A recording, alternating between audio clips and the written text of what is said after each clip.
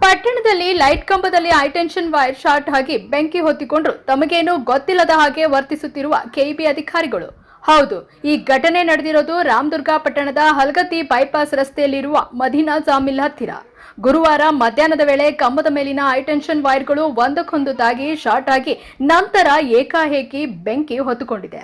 ನಂತರ ಅಲ್ಲಿದ್ದ ಸ್ಥಳೀಯರು ಕೂಡಲೇ ಕಂಬದಲ್ಲಿ ಹೊತ್ತಿಕೊಂಡಿದ್ದ ಬೆಂಕಿಯನ್ನ ನಂದಿಸುವ ಕೆಲಸ ಮಾಡಿದ್ದಾರೆ. ಅದೃಷ್ಟವಶಾತ್ ಯಾವುದೇ ಹಾನಿ ಸಂಭವಿಸಿಲ್ಲ. ಆದರೆ ಬೆಂಕಿ ಹೊತ್ತಿಕೊಂಡಿದ್ದ ಕಂಬದಿಂದ ಸ್ವಲ್ಪ ದೂರದಲ್ಲೇ ಕಟ್ಟಿಗೆ ಅಡ್ಡೆ ಇದೆ. ಅಕಸ್ಮಾತ್ ಆಗಿ ಬೆಂಕಿಯು ಕಂಬದಿಂದ ಕಟ್ಟಿಗೆ ಅಡ್ಡೆಗೆ ಆವರಿಸಿದ್ರೆ ಅಡ್ಡೆಯಲ್ಲಿನ ಕಟ್ಟಿಗೆ ಹಾಗೂ ಸಾಮಗ್ರಿಗಳು ಸುಟ್ಟು ಲಕ್ಷಾಂತರ ರೂಪಾಯಿ ನಷ್ಟವಾಗುವ ಸಂಭವವಿತ್ತು. ಇಷ್ಟಾದ್ರೂ ಕೂಡ ಈವರೆಗೂ ಕೆಇಬಿ ಅಧಿಕಾರಿಗಳು ಘಟನಾ ಸ್ಥಳಕ್ಕೆ ಭೇಟಿ ನೀಡದೆ ತಮಗೂ ಅದಕ್ಕೂ ಏನು ಸಂಬಂಧವೇ ಇಲ್ಲದ ರೀತಿ ವರ್ತಿಸುತ್ತಿದ್ದಾರೆ. ಇನ್ನು ದೊಡ್ಡ ಅನಾಹುತ ಸಂಭವಿಸುವ ಮೊದಲೇ ಕೆಇಬಿ ಅಧಿಕಾರಿಗಳು ಎಚ್ಚೆತ್ತುಕೊಂಡು ಕಂಬದಲ್ಲಿನ ಹೈಟೆನ್ಷನ್ ವೈರ್ಗಳನ್ನು ಬದಲಿಸಿ ಸೂಕ್ತ ಕ್ರಮ ಕೈಗೊಳ್ಳಬೇಕೆಂದು ಸ್ಥಳೀಯರು ಆಗ್ರಹಿಸಿದರು.